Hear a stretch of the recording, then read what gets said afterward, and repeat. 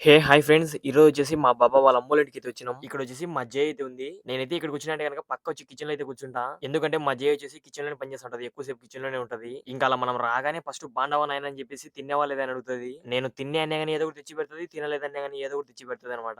ఇప్పుడే చూడండి ఒక 2 కూల్ డ్రింక్స్‌లు ఇవన్నీ తీసుకొనొచ్చిందనమాట. నేనొచ్చేసి ఈ జెల్ అయితే తింటున్నా. నేనొచ్చేసి ఏం తినక సన్నగున్నా అని అంటదనమాట.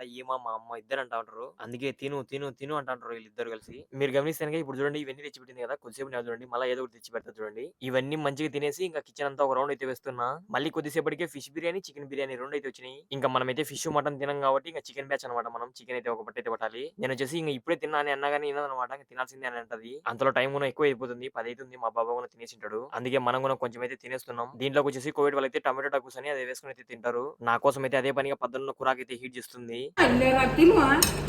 తింటా ఉన్నా గాని తిను, తిను, తిను అంటానే ఉంటదింక ఈమ. నేనొచ్చేసి చాలా నిదానంగా అయితే తింటా. అంత లోపల మా బాబాయ్ అయితే పిలుస్తున్నాడు. అందుకనే కొద్దిగా బెర అయితే తింటున్నా. ఇప్పుడు చూడండి తిన్న తర్వాత కూడా మళ్ళీ ఏమంటదో.